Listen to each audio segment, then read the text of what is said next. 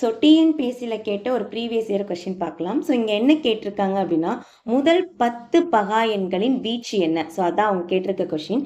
வீச்சுக்கான formula நமக்கு தெரியணும். So வீச்சுக்கான formula என்ன அப்படின்னா, இங்கிலீஷில் ரேஞ்சுன்னு சொல்லுவாங்க. Range is equal to larger minus smaller. அதாவது மிகப்பெரிய மதிப்பு மைனஸ் மிகச்சிறிய மதிப்பு.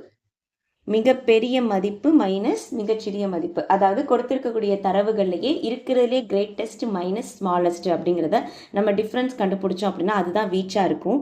இப்போ என்ன கொடுத்துருக்காங்க அப்படின்னா முதல் 10 பகா எண்கள் அப்படின்னு சொல்லியிருக்காங்க. ஸோ முதல் 10 பகா எண்கள்னு பேசும்போது முதல்ல பகா எண்கள் அப்படின்னா என்னன்னு நம்ம பார்க்கணும். பகா எண்ணெல்லாம் என்ன அர்த்தம்? ஒன்னாலையும் தன்னாலையும் மட்டும் வகுப்படக்கூடிய எண்ணை தான் நம்ம வந்து பகா எண் சொல்லுவோம். ஓகேங்களா? ஒன்றும் இல்லை, ஒன்றாம் வாய்ப்பாட்லையும் அது அந்த நம்பருக்குரிய வாய்ப்பாட்லையும் மட்டும்தான் அது வரும். ஒரு எக்ஸாம்பிளுக்கு 5. இப்போ 5 வந்து பார்த்தீங்க அப்படின்னா ஒன்றாம் வாய்ப்பாட்டில் வரும், தென் 5ஆம் வாய்ப்பாட்டில் வரும், அவ்வளோதான். அப்போ இதுதான் வந்து என்னன்னு சொல்லுவோம், நம்ம பகா எண் அப்படின்னு நம்ம சொல்லுவோம். ஓகேங்களா?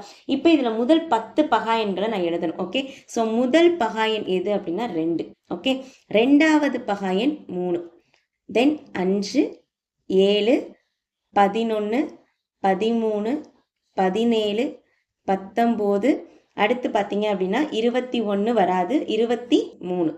ஓகே, ஸோ முதல் 10 பகா எண்கள்னு சொல்லும்போது 5, 6, 7, 8, 9 எழுதியாச்சு. அடுத்தது எழுதணும்.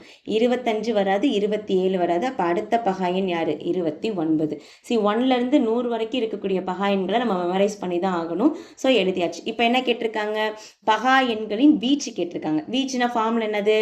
நம்மளோட லார்ஜஸ்ட் மைனஸ் ஸ்மாலஸ்ட். அப்போ 29 மைனஸ் 2, அதாவது அப்போ 2க்குள்ள டிஃப்ரென்ஸ் என்னது? 27. இதுக்கு பேர் தான் வீச்சு.